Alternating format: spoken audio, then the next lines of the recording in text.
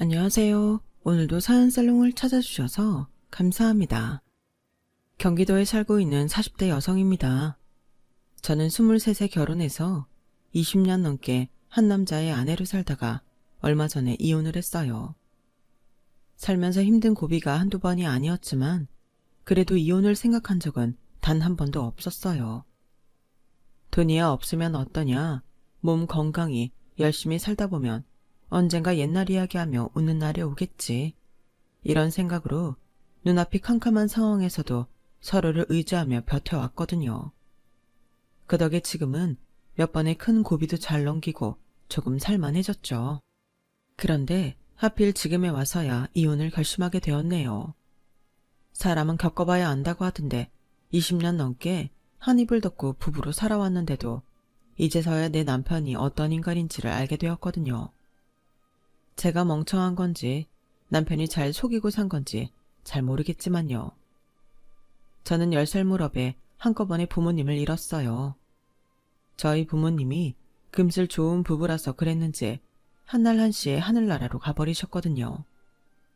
화원을 하시던 부모님은 제가 학교에 간 사이 함께 배달을 나가셨는데 졸음운전 차량이 중앙선을 넘어와 저희 아빠 차랑 정면 충돌을 하는 바람에 그렇게 되셨어요. 하루아침에 고아가 된 저는 딱히 보살펴줄 사람이 없었어요. 양가 친인척이 없었던 건 아니지만 아무도 저를 맡겠다고 나선 사람이 없었거든요. 사실 남의 자식을 데려가 키운다는 게 쉬운 일은 아니잖아요. 그래서 원망은 안 해요. 다만 조금 서운한 점이 있다면 하루아침에 얼굴색을 바꾼 사람들의 태도였어요. 저희 부모님이 살아계실 때는 저희 집 도움을 받으려고 자주 찾던 친척들이 순식간에 등을 돌리더라고요. 늘 저를 웃는 모습으로 반기시던 그분들이 싸늘한 표정으로 저를 대했던 그날의 기억은 아직도 잊혀지지가 않아요. 그때 알았죠. 부모가 없다는 건 이런 거구나 하고요. 장례식이 끝나도록 제 거취 문제는 해결이 나지 않았어요. 친가 식구들은 외가 식구들한테 저를 떠밀었고 외가에서는 성도 다른 애를 왜 우리가 키워야 하냐고 결사 반대를 했죠. 그런 와중에 저를 맡아 키우겠다고 하는 사람이 나타났는데 그 사람은 다름 아닌 제 외삼촌이었어요. 정확히는 저희 엄마와 배다른 형제인 외삼촌이었죠. 당시 외삼촌은 고작 20대 중반에 불과했는데 아직 결혼도 하지 않은 처지였죠. 저희 부모님의 부고도 뒤늦게야 전이 듣고 장례식 마지막 날에야 달려왔던 외삼촌은 저를 맞지 않겠다고 싸우는 사람들 틈에서 유독 혼자 슬픈 표정이었어요. 외삼촌은 제가 사람들이 떠드는 소리를 듣는 게 싫었는지 양손으로 제 귀를 막아주었어요. 그리고 사람들 앞에서 소리쳤죠. 걱정들 마세요. 정민이는 제가 키웁니다.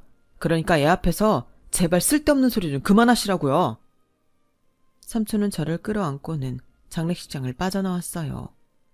그리고는 인적이 드문 주차장 근처 벤치로 가서 저를 내려주었죠. 정민아, 안에서 사람들이 했던 말들은 다 잊어. 정민이는 절대 혼자가 아니야. 이렇게 버젓이 삼촌이 있는데 왜 혼자야? 앞으로는 삼촌이랑 둘이 살자. 삼촌이 학원도 보내주고 대학도 보내줄 테니까 아무 걱정 말고 튼튼하게만 자라줘. 그럼 되는 거야. 거짓말.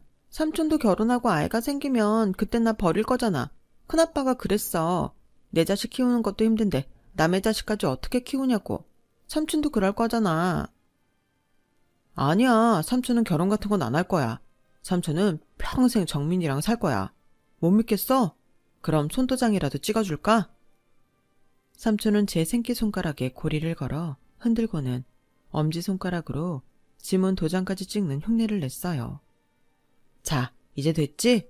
정민아, 사실은 삼촌도 엄마 아빠가 없어서 외로워. 너도 알잖아. 외할머니랑 이모들이 다들 나 싫어하는 거. 그나마 유일하게 나한테 잘해줬던 사람이 너희 엄마였는데 이젠 하늘나라로 가셨으니 정민이가 내 편 좀 해줘라. 우리 둘이 서로 의지하고 살아보자고.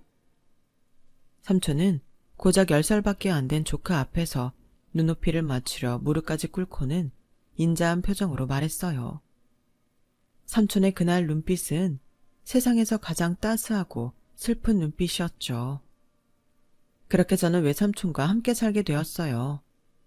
외삼촌은 서울에서 다니던 직장도 그만두고 저희 집으로 내려왔어요. 어린 조카를 키우면서 부모님이 하시던 농원을 다시 살려보려고 무진 애를 썼죠. 그런데 외삼촌의 이런 모습이 친척들 눈에는 안 좋게 보였나 봐요. 툭 하면 큰아빠랑 큰엄마가 저희 농원에 내려와 외삼촌과 싸우고 가셨거든요. 이봐요, 사돈. 따지고 보면 사돈도 아니지. 배다른 형제라서 그쪽 집안에서도 취급도 안 해주는 처지니까. 암튼 그쪽이 무슨 생각으로 여기 내려와 있는지는 모르겠지만 이거 하나는 확실히 알아두세요. 이 농원 절대 그쪽 손에 들어갈 일 없습니다. 내 동생이 이걸 어떻게 키운 건지 알기나 해요. 피를 나눈 형제들도 어린 정민이 생각해서 손 안 대는 걸 왜 엄한 놈이 달려들어 빼먹으려고 난리야. 암튼 길게 말할 필요 없이 정민이가 성인이 될 때까지는 내가 농원 맡아서 관리할 테니까 여기 일에 손 떼고 나가요. 뭐 그쪽이 정민이를 키우겠다면 그건 안 말리겠어요. 대신 여기서 이러지 말고 그쪽 살던 대로 데려가서 키우라고요. 그건 안 됩니다. 이 집이랑 농원은 정민이한테는 의미가 있는 곳이니까요. 하루아침에 부모를 잃었는데 살던 곳까지 떠나는 건 애 정서교육에도 안 좋은 영향을 끼칠 게 뻔해요. 큰아버님께서 뭘 걱정하시는지 저도 잘 압니다. 그래서 변호사 사무실에 의뢰해 집이랑 농원은 정민이가 성인이 될 때까지 묶어둘 생각입니다. 그래도 제가 의심스러우시다면 정민이 큰아버님이 정민이 후견인이 되어주세요. 그러면 안심하실 수 있잖아요. 후견인이 되면 제가 성인이 될 때까지 저를 대신해 저희 부모님의 재산 관리를 할 수 있는 자격이 생기는 거였지만 큰아빠는 선뜻 하겠다는 말을 하지 않았어요. 나중에 안 사실이지만 큰아빠한테는 후견인이 될 수 없는 결격 사유가 있었더라고요. 사업 실패로 파산 신청을 한 데다 당시에 신용 불량자였거든요. 그래서인지 법적 후견인 얘기가 나오자 버럭 화를 내고는 돌아가 버렸어요. 저희 집 재산을 노린 건 큰아빠뿐만이 아니었어요.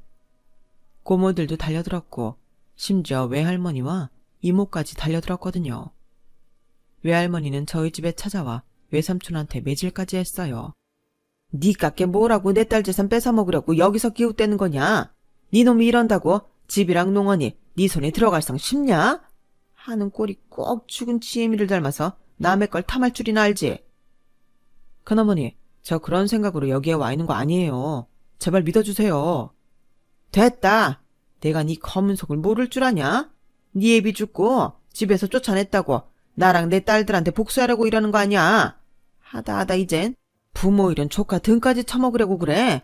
네가 그러고도 인간이냐? 죽어라 이놈아. 보다 못한 저는 빗자루를 들고 외삼촌을 때리는 할머니를 막아섰어요. 그땐 어디서 그런 용기가 났는지 모르겠지만 적어도 내가 봐온 외삼촌은 외할머니보다 훨씬 좋은 사람 같아서 지켜주고 싶었던 것 같아요. 할머니, 이러지 마세요. 할머니도 나 안 맞겠다고 했잖아요. 저보고 혹덩이라고 말했잖아요. 그런데 왜 우리 집에 와서 이러세요? 난 할머니도 싫고 이모도 싫어요. 그러니까 우리 집에서 나가세요. 저는 악을 쓰며 외할머니와 이모를 저희 집에서 내쫓았어요. 그리고는 약상자를 꺼내 외삼촌 몸에 난 상처에 약을 발라주었어요. 삼촌은 바보야? 왜 가만히 매를 맞고 있어? 그럼 어떡해. 큰어머니가 나한테 화가 나셔서 그런걸. 아우, 그럼 요령껏 피해야지. 10살밖에 안 된 조카가 그런 것까지 가르쳐줘야겠어? 삼촌이 날 키우는 건지 내가 삼촌을 키우는 건지 모르겠잖아. 제 말에 삼촌은 깔깔대고 웃었어요. 그래, 이제 보니까 내가 조카를 키우는 게 아니라 조카가 날 키워주는 것 같긴 하네. 그런데 정민아, 삼촌도 앞으로는 달라질 거야. 정민이 네가 자라서 집이랑 농원을 관리할 수 있을 때까지 너희 큰아빠랑 고모, 외할머니랑 이모한테서 너랑 집 농원까지 지켜낼 거거든. 우리 정민이가 빨리 어른이 됐으면 좋겠다. 그래야 삼촌도 마음 편하게 두 다리 쭉 뻗고 살지. 그 일이 있고 얼마 뒤 외삼촌은 제 후견인이 되었어요. 삼촌이 후견인이 된 이상 그 누구도 우리 집 일에 관여할 수 없게 되었죠. 삼촌은 인물도 좋고 키도 큰 편이라서 동네 여자들한테 인기가 좋았어요. 심지어 거래처 손님들한테도요. 제가 동네 아줌마들한테 제일 많이 들었던 말이 뭔 줄 아세요? 네 삼촌은 왜 장가를 안 간다니? 좋다는 여자들이 한 트럭 온달 텐데. 이런 말들이었어요. 어릴 땐 그런 말에 신경이 쓰이지 않았는데 사춘기가 지나면서는 그 말을 들을 때마다 가슴에 가치가 꽂히는 기분이었어요. 나 때문에 삼촌이 결혼도 않고 사는 걸 확인시켜주는 말 같았거든요. 그래서 종종 마음에도 없는 말을 하곤 했죠. 삼촌, 제발 장가 좀 가라. 동네 아줌마들이 나 붙들고 삼촌 언제 장가 가냐고 묻는단 말이야. 할 일도 없네. 남이서 장가를 가든 시집을 가든 뭔 상관이래. 괜한 소리에 신경 쓸 거 없어. 어떻게 신경을 안 써? 그러다가 독거노인 되는 건 시간 문제인데. 설마 나한테 부양받고 살 생각은 아니지? 그런 거라면 난 사양이야. 난 멋진 남자 만나서 알콩달콩 살 거거든. 그러니까 삼촌도 얼른 짝 찾아서 결혼해. 총각 귀신 되기 싫으면. 말은 그렇게 했지만 사실은 외삼촌의 결혼을 가장 두려워했던 건 저였어요. 외삼촌이 결혼해서 아이가 생기면 지금처럼 저를 돌봐주지 않을지도 모른다는 걱정 때문이었죠. 이런 제 걱정 탓이었는지 외삼촌은 제가 대학에 들어갈 때까지도 결혼은커녕 여자친구도 한 번 사귄 적이 없었어요. 대학생이 되고 첫 연애를 경험한 후에야 외삼촌이 나를 위해 얼마나 큰 희생을 했는지를 뼈저리게 느낄 수 있었어요. 그래서 그때부터는 진심으로 외삼촌의 결혼을 기다리게 되었죠. 하지만 그런 바람과는 달리 먼저 결혼을 하게 된 건 외삼촌이 아닌 저였어요. 경기권에서 대학을 졸업하고 회사에 취직한 저는 친구 소개로 만난 남자와 2년간 연애를 하다가 결혼을 하게 되었거든요. 남편은 저와 같은 안성 출신이지만 서울에 있는 회사에 다니고 있어서 신혼집은 서울에 마련하게 되었어요. 그 바람에 10살 이후 삼촌과는 처음으로 떨어져 지내게 되었죠. 결혼식을 앞두고 저는 외삼촌과 함께 제주도 여행을 떠났어요. 외삼촌만 혼자 남겨두고 떠나는 게 미안해서 추억이라도 남기고픈 생각에 준비한 여행이었죠. 저를 키우는 동안 친구들과 술자리 한번 변변히 갖지 못했던 삼촌이기에 이 여행이 삼촌한테는 16년 만에 바깥 나들이나 다름없었어요. 그래서 저보다도 더 들떠 보이더라고요. 3박 4일간의 여행을 마치고 공항으로 가는 차 안에서 외삼촌은 그간 미뤄두었던 제 부모님 유산 얘기를 하셨어요. 정확히는 집과 농원을 어떻게 할 생각인지 물으셨죠. 그냥 삼촌이 알아서 하세요. 난 앞으로 서울에서 살게 될 테니까. 그리고 그동안 삼촌이 관리했는데 이제 와서 내가 관여하는 것도 이상하고요. 그래도 그런 게 아니다. 앞으로는 너랑 최서방이 관리해야 하는 거니까 나는 너 신혼여행에서 돌아오는 대로 농원 일 정리하고 지방으로 내려갈 생각이다. 정읍에 사는 친구놈이 자꾸 일 좀 거들어 달라고 해서 말이야. 삼촌, 그런 말이 어딨어요. 삼촌 없이 내가 무슨 수로 농원을 관리해요. 그리고 아직 그이한테 말 안 했어요. 그이는 농장이랑 집이 삼촌 건 줄 안다고요. 가능하다면 앞으로도 말 안 할 생각이에요. 그러니까 지금까지 그랬던 것처럼 집도 농원도 삼촌이 맡아주세요. 한참 동안 실랑이 끝에 결국 외삼촌은 제 뜻에 따르기로 했어요. 언제든 마음이 바뀌면 집이랑 농원을 정리해주겠다고 하시면서요. 사실 저는 그럴 생각은 손톱만큼도 없었어요. 외삼촌과 함께 살기 시작한 순간부터 집과 농원은 삼촌과 나의 공동재산이라고 생각해왔으니까요. 게다가 부모님이 돌아가시고 몇 년간 농원이 어려웠을 때 외삼촌 돈으로 우리가 먹고 살았던 걸 생각하면 그게 맞는 계산이기도 하고요. 그래서 남편한테는 집과 농원의 소유권 얘기는 하지 않았어요. 그래서 남편은 제 부모님 유산에 대해서는 아무것도 모르게 되었죠. 태어나서부터 결혼을 하기 전까지 안성에서만 살아온 저에게는 서울 생활이 낯설기만 했어요. 결혼을 하면서 직장도 그만둔 데다 근처에 사는 친구 하나 없었으니까요. 유일하게 내 편이라고는 남편 하나뿐이라서 신혼 초부터 남편한테 많이 의지하고 살았던 것 같아요. 결혼 후 이듬해 저는 딸을 낳았는데 남들은 육아가 힘들다고 하는데 저는 오히려 적적하지 않고 좋더라고요. 아이한테 신경을 쓰다 보면 하루가 금방 지나갔고 심심할 틈이 없었거든요. 먹는 것도 입는 것도 심지어 싸는 것까지 저한테 의지해야만 살 수 있는 딸아이를 보면서 새삼 외삼촌에 대한 고마움도 느꼈어요. 아이를 키우는 건 마치 하루하루 살얼음 판을 걷는 것처럼 위태롭고 신경이 쓰이는 일이잖아요. 그런데도 4배 아파 낳은 자식도 아닌 조카를 위해 그런 고난을 자처한다는 게 대단하기도 하고 한편으로는 안 됐기도 했어요. 그래서 더 미안하고 고맙더라고요. 그래도 신혼 초엔 자주 외삼촌을 뵈러 안성에 내려가곤 했었는데 아이를 낳은 이후로는 그러기 쉽지 않더라고요. 그래서 전화통화로나 안부를 전하게 되었죠. 그러다 보니 언젠가부터는 그마저도 뜸하게 되었고 무소식이 희소식인 상황이 되어버렸어요. 제가 안부 인사차 전화를 하면 외삼촌은 걱정 가득한 목소리로 혹시 무슨 일 있냐고 물으시곤 했을 정도로요. 그러다 결혼하고 4년쯤 됐을 때였어요. 갑자기 남편이 회사를 그만두고 싶다고 하는 거예요. 왜? 회사에서 무슨 일 있었어? 아니, 그런 게 아니라 이참에 내 사업을 해볼까 하고. 자기도 알잖아. 나 영업 실력 좋은 거. 근데 죽어라 계약 따내면 뭐해? 회사에 몇십억, 몇백억짜리 계약을 따줘도 내 손에 들어오는 건 꼴랑 인센티브 몇 푼뿐인걸. 그래서 말인데 자기 외삼촌한테 사업 자금 좀 대달라고 하면 안 될까? 나 회사 나오면 내 쪽으로 거래처 옮겨주겠다는 데가 꽤 많아서 절대 실패할 일 없거든. 여보, 우리 예림이 생각해서라도 아빠가 영업직 회사원인 것보다는 어엿한 업체 사장인 게 낫지 않겠어? 당신 뜻은 잘 알겠는데 그러다 잘 안 되면 그때는 어떡해? 자기 나이에 재취업이 쉬운 것도 아니잖아. 시작도 하기 전에 안 될 거부터 걱정이야. 정 안 되면 안성 내려가서 농원 일이나 하지 뭐. 모르긴 해도 자기 외삼촌도 좋아하실걸? 그러니까 나 믿고 한 번만 밀어주라. 응?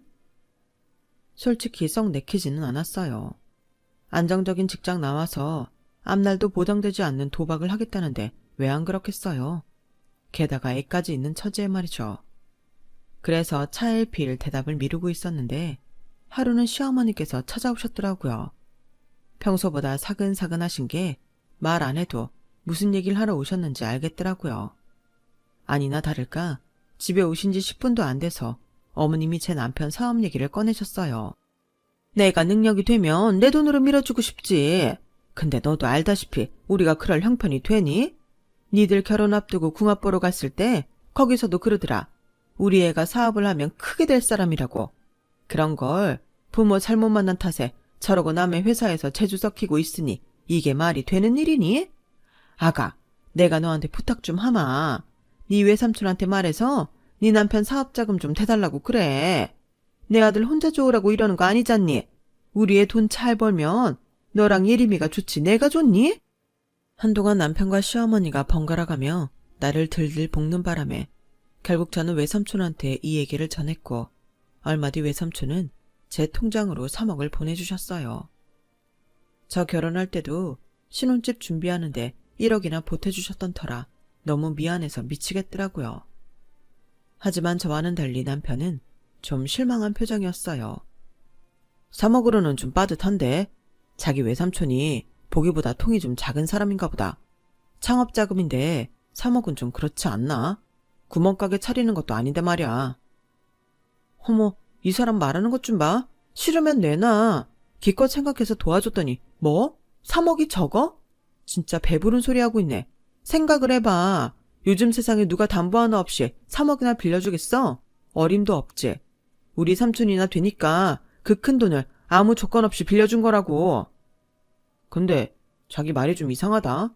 말끝마다 빌려준 거라니 외삼촌이 내 사업에 투자하는 거 아니었어? 사실 외삼촌은 갚으라는 말 없이 보내주신 돈이었지만 공짜 돈이라고 하면 남편이 쉽게 생각할 것 같아서 내 선에서 빌려준 돈으로 둔갑시켰어요. 그랬더니 남편 표정이 싹 달라지더라고요. 무슨 소리야. 당연히 갚아야지. 차용증도 써서 삼촌한테 보내야 돼.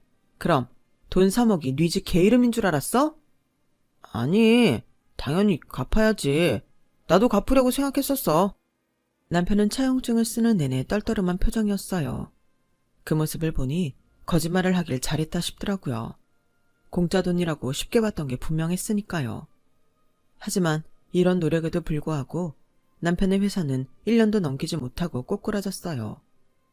쉽게 계약을 따낼 수 있을 거라고 장담했던 남편이 이렇다 할 실적을 내지 못했거든요. 직원들 월급에 사무실 임대료로 돈만 까먹고는 결국 회사 문은 닫게 되었어요. 회사를 정리하고 남은 돈 1억 3천은 일단 외삼촌 계좌로 보내드렸어요. 나머지는 차차 갚겠다고 말씀드렸고요. 하지만 그런 일은 일어나지 않았어요. 마흔을 바라보는 나이에 재취업이 쉬울 리 없잖아요. 운 좋게 들어간 곳도 연봉이 신입 수준에 불과했고 그마저도 실적이 저조하자 몇 개월도 안 돼서 쫓겨나기를 반복했어요. 그렇게 몇 년을 버티다 보니 어느새 전세 보증금도 다 까먹고 생활은 카드론과 현금 서비스로 돌려막기를 하는 처지가 되었어요. 이제 더는 버틸 희망조차 없어진 그때 외삼촌이 저희 집으로 찾아왔더라고요. 여기서 고생하지 말고 나랑 같이 안성으로 가자.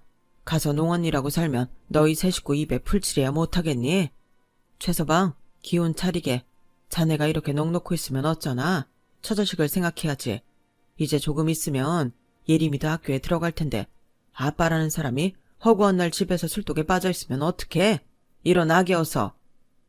삼촌은 반지하 월세방에 살고 있던 저희 식구를 데리고 안성으로 내려가셨어요. 그리고는 남편한테 농원 일을 가르치셨죠. 사업이 망하고 다니던 회사에서도 연달아 업무 실적을 핑계로 쫓겨났던 남편은 자존감이 바닥을 치고 있는 상황이었는데 외삼촌 옆에서 농원 일을 배우면서 조금씩 예전의 모습을 찾아가기 시작했어요. 서울에 있을 땐 식당 일도 하고 팥줄 일도 하면서 닥치는 대로 일을 해서 돈을 벌었던 저 역시 외삼촌 덕분에 육아와 살림만 챙기게 되었고요. 그렇게 시간은 흘러 어느새 저희 딸이 10살이 되었어요. 제가 부모님을 잃고 혼자 남겨졌던 그 나이였죠. 그런데 하필 그때 반갑지 않은 불청객들이 집에 찾아왔지 뭐예요. 오랫동안 연락을 끊고 살았던 큰아빠였어요. 수십 년의 세월이 흐른 만큼 그 사이 많이 늙으셨더라고요. 하지만 달라지지 않은 점도 있었어요. 장민아, 내가 이렇게 부탁한다. 더도 말고 딱 1억만 빌려줘. 오죽하면 내가 조카인 널 찾아와서 이런 부탁을 하겠냐? 저 그런 돈 없어요. 그리고 있어도 못 드려요. 저 결혼한다고 연락드렸을 때 큰아빠가 저한테 뭐라고 하셨어요? 영 끊고 살자고 하셨잖아요. 그래놓고 돈 필요해지니까 찾아오신 거예요. 어떻게 한 입으로 두 말을 하세요? 그땐 내가 어리석었다. 원한다면 지금이라도 사과하마. 그래도 명색이 가족인데 이렇게 모질게 굴 건 없잖니. 가족이요? 큰아빠는 자기한테 필요할 때만 가족을 찾으시나 보네요. 저를 가족이라고 생각하시는 분이 저희 부모님 돌아가시자마자 저 고아원에 보낼 생각부터 하셨어요? 그게 무슨 가족이에요. 가세요. 그리고 앞으로도 찾아오지 마세요. 저는 20년이 훨씬 넘도록 연락 한 번 없다가 돈궁해지니까 가족이라는 이름을 앞세워 찾아온 큰아빠를 매몰차게 내쫓았어요. 큰아빠의 존재조차 몰랐던 남편은 그런 제 모습을 보고는 꽤 놀란 듯 보였어요. 하지만 자세한 내막을 묻지는 않더라고요. 그런데 얼마 뒤 사단이 나고 만 거예요. 돈을 빌려주지 않자 제게 앙심을 품은 큰아빠가 제 남편을 몰래 불러서는 쓸데없는 얘기를 늘어놓은 거죠. 여보, 이 집이랑 농원 당신 거라는 게 사실이야? 자기 부모님이 유산으로 물려주는 거 맞냐고. 말 못하는 거 보니 맞구나. 이야, 난 지금까지 그것도 모르고 자기 외삼촌한테 괜히 미안해했잖아. 그리고 자기 외삼촌이라는 사람 자기 엄마랑 배다른 형제라며? 집에서도 내쳐진 사람이라던데. 그럼 자기랑 조카 삼촌도 아닌 거잖아. 안 그래? 아니, 그렇게 신원도 불분명한 사람한테 그 오랜 세월 동안 자기 재산을 맡겼던 거야? 도대체 뭘 믿고? 도대체 누구한테 무슨 말을 듣고 왔는지 모르겠지만 그런 거 아니야. 그리고 내 외삼촌 맞아. 나 10살 때 부모님 돌아가신 이후로 자기 만나 결혼하기 전까지 나 키워준 내 삼촌 맞다고. 큰아버지 말씀은 좀 다르던데 자기 혹시 외삼촌이란 사람한테 생각을 주입당했던 거 아니야? 그래서 그렇게 맹목적으로 믿는 거 아니냐고. 이야, 이거 까딱했다간 엉뚱한 사람한테 전 재산 뺏길 뻔했잖아. 사람은 자기가 보고 싶은 것만 본다더니 제 남편도 그랬어요. 제가 아무리 자초지종을 설명해도 좀처럼 미드러들지 않았죠. 그저 머릿속에는 온통 돈뿐이었어요. 그날부터 남편은 외삼촌을 대하는 태도가 달라졌어요. 마치 주인집 아들이 종놈 대하듯 하더군요. 그리고는 일도 전처럼 열심히 하지 않았어요. 자기가 움직여서 일하기보다는 남한테 지시하면서 관리자 노릇만 하려들었죠. 그러던 어느 날 결국 사단이 나고 말았어요. 제 남편이 농땡이를 부리며 일을 제대로 하지 않자 외삼촌이 한마디 했더니 남편이 대들고 나선 거였죠. 보자니까 너무하시네. 내가 내 농원에서 부리는 사람 명령까지 따라야 합니까? 저요 다 알고 있습니다. 그쪽이랑 내 아내가 진짜 삼촌 조카 사이가 아니라는 거. 저희 장모님이랑 배다른 형제라면서요. 집에서도 내쳐졌으면 남남 아닙니까? 그래놓고 무슨 삼촌은. 그리고 앞으론 나한테 이래라 저래라 하지 마세요. 이 농원이랑 집 내 아내 거잖아요. 암튼 난 할 말 다 했으니까 억울하면 짐 싸서 나가세요. 구차하게 매달리지 말고. 남편의 달라진 태도에 외삼촌은 충격을 받으셨어요. 상황이 그 지경인데도 저한테는 아무 내색도 하지 않으시다가 얼마 뒤 지방에 있는 친구분 농장일 도와주시러 가신다고 나가셔선 연락이 끊어졌어요. 작별 인사도 없이 사라진 외삼촌 때문에 저는 경찰에 실종 신고까지 냈지만 외삼촌의 흔적을 찾을 수 없었어요. 저는 제 남편이 저지른 짓을 까맣게 모른 채 남편한테 많은 부분을 의지하며 지내게 되었죠. 그런데 그렇게 시간이 3년쯤 지났을까요? 웬 낯선 중년 남자가 저희 집에 찾아오셨더라고요.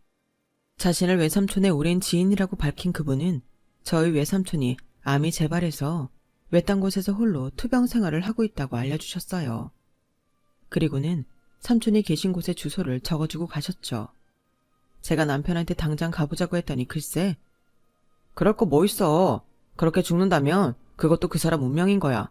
그리고 그 지경이 되도록 병원에서 이렇다 할 치료도 하지 않았던 거면 가망 없는 거야. 이런 마당에 굳이 우리가 나서서 돈 쓸 필요 있겠어? 그냥 당신도 마음 정리해. 따지고 보면 자기랑 별 사이도 아닌 사람이잖아.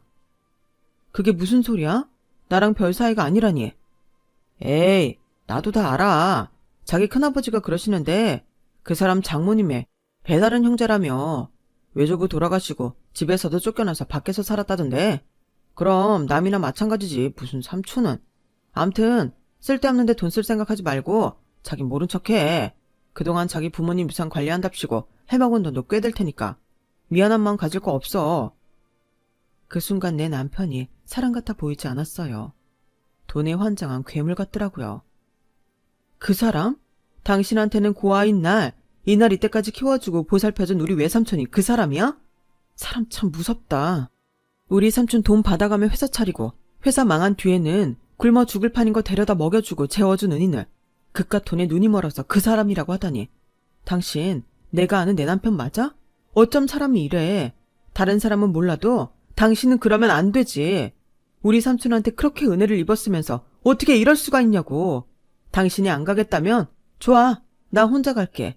당신이 뭐라고 하든 난 우리 삼촌 살려야겠으니까 나 말리지 마. 서운한 마음에 혼자 집을 나서려는데 남편이 따라 나오더라고요. 그 정신에 어떻게 그 산골까지 가겠냐면서 자기가 태워다 주겠다고 하더군요. 생각 같아선 남편 손을 뿌리치고 싶었지만 차가 없이는 외삼촌이 있는 곳까지 가기 힘들 것 같아서 못 이기는 척 남편 차에 올랐어요. 한참을 달려서 도착한 곳은 강원도 어느 산골이었어요. 삼촌이 지내고 있는 곳은 말이 집이지 다 쓰러져가는 토굴 같은 곳이었어요. 뼈만 앙상한 채로 잠들어 있는 모습을 보니 눈물만 쏟아지더라고요. 삼촌을 흔들어 깨워봤지만 몸에 기운이 없어서 그런지 좀처럼 일어나지를 못했어요. 여보, 차에 시동 좀 걸어. 근처 병원에라도 모시고 가서 링거라도 놔드려야겠어. 이 사람이 미쳤어? 놔두면 죽을 사람을 뭐하러 돈 들여가며 살려. 그냥 둬. 이것도 다 이 사람 팔자야. 뭐? 너 지금 그걸 말이라고 해? 눈앞에서 사람이 죽어가는데도 너는 그놈의 돈 타령이냐? 그리고 지금 네가 먹고 쓰는 그 돈이 네 거니? 내 돈이야. 내가 내 돈을 어떻게 쓰든 넌 상관할 자격이 없는 거라고. 그렇게 돈이 좋으면 네 손으로 벌어서 써. 난 내 재산 다 털어서라도 우리 삼촌 살릴 거니까. 넌 네 갈 길 가라고. 대신 나갈 땐 네 몸만 들고 나가. 내 돈으로 산 거 하나라도 들고 나갔다간 절대로 경찰에 신고할 테니까. 아, 저 차도 두고 가. 저거 우리 삼촌이 산 차잖아. 꼴 보기 싫으니까 당장 꺼지라고. 야, 이 미친년아. 넌 네 남편보다 그놈의 반쪽짜리 삼촌이 중요하냐? 그리고 네가 뭘 모르나 본데 부부가 이혼할 때는 한쪽에 특별한 귀책 사유가 없는 이상 재산 분할을 해야 하는 거야. 집이면 농원까지 전부 반으로 나눠야 한다고. 뭘 알고나 까불어. 남편은 기세등등하게 큰 소리를 쳤어요. 모르는 건 너지. 집이랑 농원이 누구 명의로 되어 있는데 확인은 제대로 해봤니? 우리 삼촌 이름으로 되어 있어. 내가 애초에 삼촌한테 다 넘겼다고. 우리 부모님 유산은 그동안 다 쓰고 사라진 지 오래야. 네가 툭하면 내 친정에서 끌어다 쓴 돈들 그게 우리 부모님 유산이었다고. 그러니까 너랑 나 이혼해도 네가 챙겨갈 수 있는 돈은 한 푼도 없단 얘기야. 그뿐이니? 네가 우리 삼촌한테 빌려 쓰고 안 갚은 1억 7천 이혼할 때 그것도 확실히 해결해 주길 바래. 안 그러면 소송인 거 알지? 내 할 말 끝났으니까 당장 차키 내려놓고 여기서 나가. 그제야 상황 파악이 된 남편은 자기가 병원까지 데려다 주겠다며 어떻게든 제게 달라붙어 보려고 했지만 어림도 없는 일이었죠. 남편을 내쫓은 저는 119에 전화해 외삼촌을 모시고 병원으로 향했어요. 그리고 얼마 뒤에 외삼촌을 저희 집에서 가까운 병원에 입원시켰죠. 아무도 나를 걷어두지 않을 때 제게 손을 내밀어준 외삼촌을 이렇게 보낼 수가 없었거든요. 병원에 입원한 뒤 조금씩 체력을 회복한 외삼촌은 항암 치료를 시작했어요. 큰 차도를 기대하기 힘든 상황이지만 그래도 끝까지 해볼 수 있는 건 다 해보기로 했거든요. 하지만 약 때문에 음식물 섭취가 힘든 외삼촌은 식사를 거부하기 일쑤였어요. 그럴 때마다 저는 외삼촌한테 통사정을 하면서 기어이 한 숟가락이라도 떠먹이곤 했죠. 삼촌, 나 진짜 고아 만들기 싫으면 삼촌이 털고 일어나야 돼요. 아무리 무서운 병도 사람의 의지가 강하면 떨어져 나가기 마련이라고요. 어떻게든 살아요. 살아서 삼촌 인생 다 바쳐서 키운 이 조카한테 효도도 받고 조카 손녀딸 자라는 모습도 보시라고요. 삼촌, 제발 날 위해서 살아줘요. 네? 조카의 눈물의 삼촌은 젖 먹던 힘까지 짜내가며 투병 생활을 이어가셨어요. 하루에도 몇 번씩 토하고 먹기를 반복하면서도 식사를 거르지 않으셨죠. 그리고 2년이 지난 지금은 집에서 생활을 하시면서 농원도 둘러보실 정도로 상태가 많이 호전되었어요. 물론 여전히 항암 치료도 병행하고 있지만 그래도 이전보다는 훨씬 좋아지셨죠. 이제는 이혼녀가 된 저는 다행히 양육권을 얻어서 딸아이를 데리고 삼촌 집에서 함께 살고 있어요. 남편은 딸아이와 한 달에 2번씩 만나고 있고요. 갈라설 때 빤스 한 장까지 탈탈 털리고 나간 남편은 여전히 저희 집과 농원에 대한 미련을 버리지 못하고 있어요. 딸아이와 만날 때마다 우리 부부의 재결합을 종용할 정도로요. 하지만 어림도 없어요. 이미 그 시꺼먼 속을 알아버렸는데 그런 인간이랑 미쳤다고 재결합을 하겠어요. 어림도 없는 소리죠. 양육비도 10원 한 장까지 다 받아낼 겁니다. 현재로서는 농원 일에 삼촌 간병, 집안일과 애 뒷바라지까지 몸이 10개라도 모자랄 정도로 바쁘지만 그래도 삼촌이 제 곁에서 오래오래 사실 수만 있다면 이런 건 문제도 아니라고 생각해요. 어제보다 나은 오늘, 그리고 오늘보다 나은 내일을 기대하며 오늘도 열심히 살아가렵니다. 여러분도 많이 응원해주세요. 지금까지 제 사연을 들어주셔서 감사합니다. 항상 건강하세요. 여러분, 사연 댓글에 응원과 현명한 조언 부탁드려요. 좋아요와 구독은 저에게 큰 힘이 됩니다. 오늘도 좋은 일 가득하세요.